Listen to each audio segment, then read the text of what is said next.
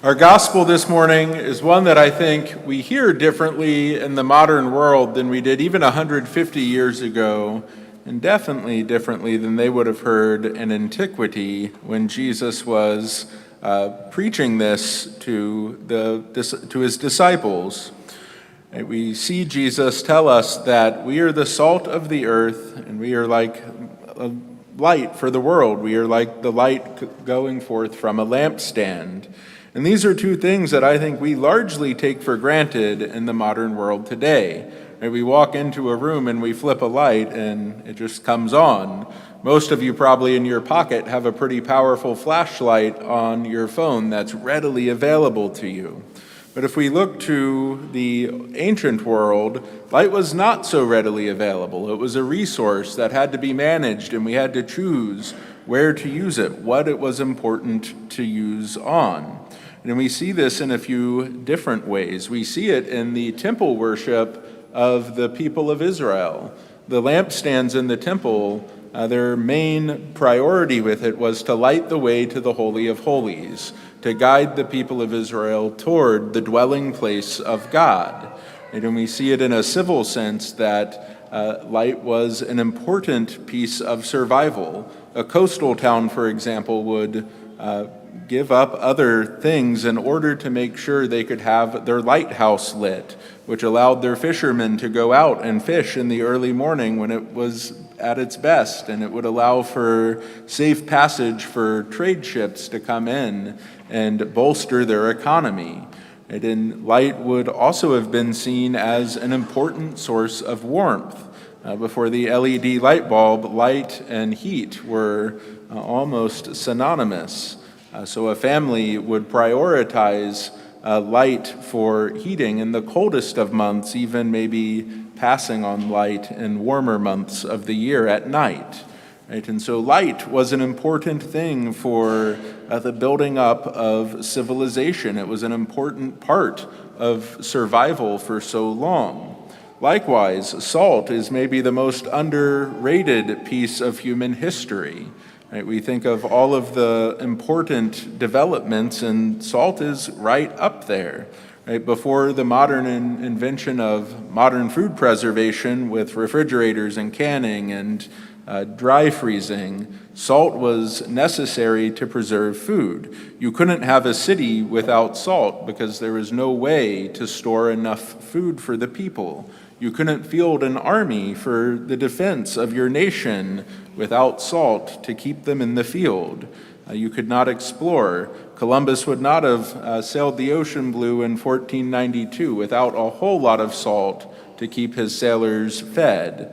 You couldn't have a trade caravan going from east to west in order to bolster the lives of people without salt to preserve their food.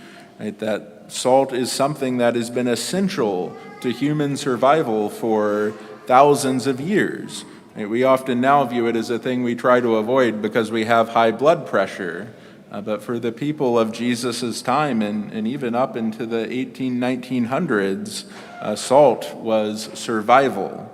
And so our Lord is telling us that our faith, the faith that we show forth to the world, is important for the world's survival, that we rely on our faith and people rely on the faith that we show forth, that we are called to be that light which allows people to enter more deeply into relationship with God, like the light in the temple.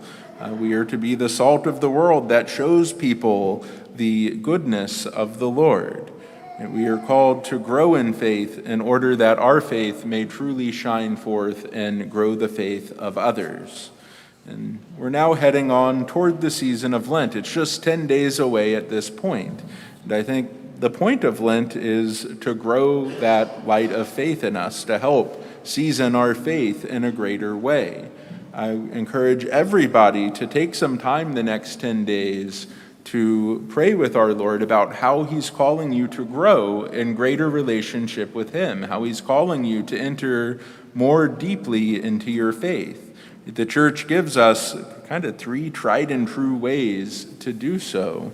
It's made saints for thousands of years, the practices of prayer, fasting, and almsgiving. right? In prayer, we are spending time listening to the Lord, practicing hearing his voice, that we may be led by him. In fasting, we give up even things that we should enjoy. We give up earthly goods in order to remind ourselves that we don't rely on the things of this earth, but we first and foremost rely on the grace of God in our life. Fasting also helps strengthen our will. We say no to even good things for a time. And that helps us to say no to the temptation of sin. And in almsgiving, giving to the poor, giving to the needy, we imitate our Lord, who gave of himself completely on the cross. These ways that the church has given us are true ways to grow in holiness, to build up our faith, that it may shine forth more fully for others. And so what should we consider doing in Lent? One of the common themes I've seen is give up a little more than chocolate. Right? And maybe giving up chocolate is what you're called to do, but put some thought into it. What are the things that you're overly attached to in this world? In what ways could you pray a little bit more and enter more fully into relationship with God? In what ways are you called to be more generous with those in need? And I think it can be helpful to pick one small thing in each of those buckets rather than to give one big thing that isn't as attainable. I think it's important for us, too, to remember the spirit of Lent, the true purpose of why we're doing these penances. But I think back to, I think it was my sophomore year in college seminary, I was going to have a really big Lent, and I gave up hot water for showering for the entire Lenten season. Yeah, I see your looks. It was that bad. I made it through the 40 days of Lent, but what I really came to see was that particular penance didn't really serve the purpose it was meant to. And I didn't see God's love for me in a greater way. I didn't really enter more deeply into prayer. Rather, I made myself miserable and proved that I had enough grit and toughness to use cold water in February in a drafty Conception Seminary college dorm. Right? Probably didn't make me more charitable to others. It probably made me a little more grumpy in the hallway in the morning at the seminary.